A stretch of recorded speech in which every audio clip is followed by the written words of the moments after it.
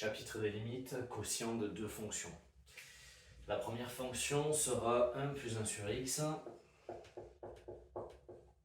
Et la deuxième fonction sera 2 moins 1 sur x aussi. Et donc, on en calcule les limites quand x tend vers plus infini.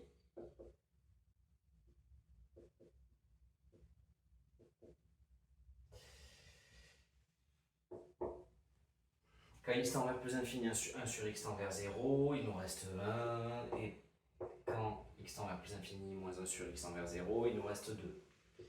Et en fait, là on va calculer le quotient de 1 plus 1 sur x et de 2 moins 1 sur x. Donc, lim 1 plus 1 sur x sur 1 plus sur 2 moins 1 sur x. Et en fait, quand x tend vers plus infini, ça nous donne 1 divisé par 2, donc ça nous donne un demi, constante sur constante. Ensuite, question 2, on garde 1 plus 1 sur x et g de x devient x.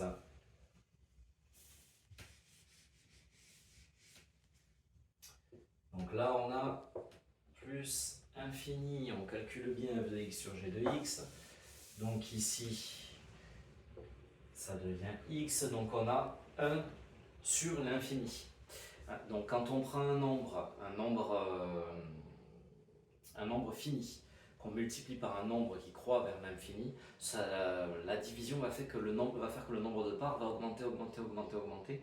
Et donc pour que le nombre de parts augmente, il faut que la part en elle-même rétrécisse.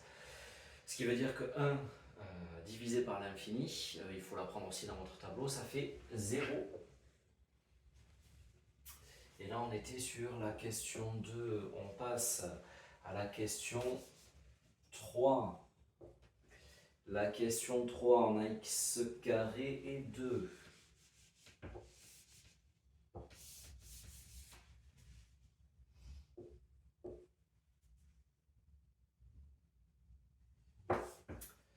Hop, ça on l'a déjà vu plein de fois. La limite d'une constante quand x tend vers plus infini ou vers quoi que ce soit, ça reste une constante.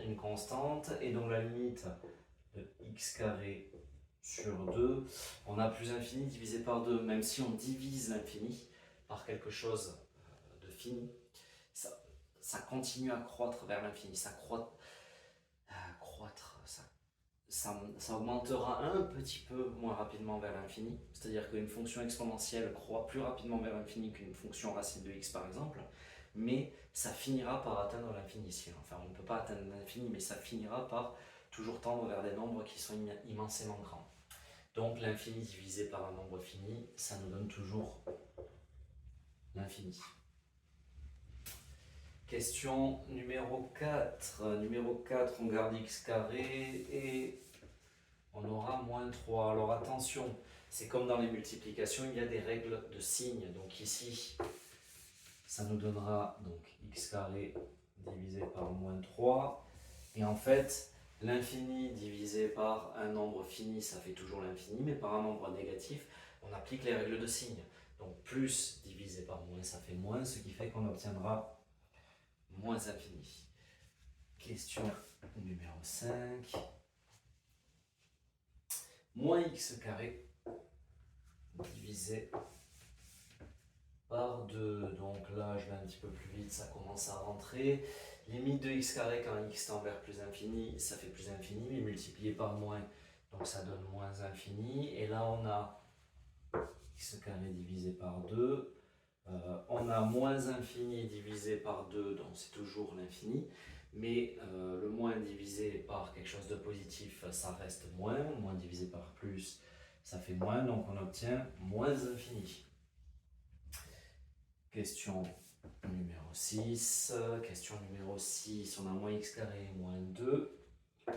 Donc toujours moins infini, sauf qu'ici la limite sera moins 2. Et donc moins infini divisé par moins 2. L'infini divisé par 2, ça fait toujours l'infini, mais moins par moins, ça fait plus. Donc résultat final, plus infini. Ensuite, nous avons x et x. Alors bon, celle-là, x et x. Donc x et x, on va avoir plus infini et plus infini. Et en fait, x sur x, ben, on aura envie d'écrire ça forme indéterminée, puisqu'on ne peut pas faire l'infini divisé par l'infini. Sauf qu'en fait, il suffit de se rendre compte que x sur x, c'est égal à 0. Donc, limite de x sur x, pardon, c'est égal à 0, n'importe quoi. C'est égal à 1, donc limite de x sur x, c'est 1. Il y a pas mal de cas où il faut d'abord essayer de calculer et de bidouiller un petit peu la fonction avant de se lancer dans la limite. Vous le verrez dans les exercices qui suivent. Ensuite, question finale, x carré sur x.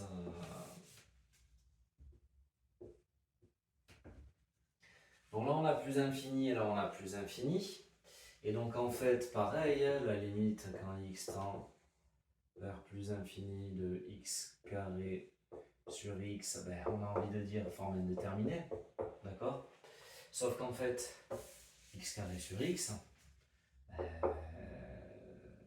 si on regarde ici, ça fait, c'est pareil que de faire ligne de x, puisque x carré sur x, regardez, x carré sur x, c'est x fois x sur x, on enlève les x, il reste que x. Donc c'est ligne de x quand x tend vers plus infini, et ça fait plus infini. Et là, quand on réfléchit, ça se comprend assez bien, x carré croît plus vite vers l'infini que x, donc au final, c'est comme ça qu'on va lever la forme indéterminée. Et pour terminer, on a x sur x carré. Hop. Et là, en fait, ça nous donne 1 sur x, donc 0.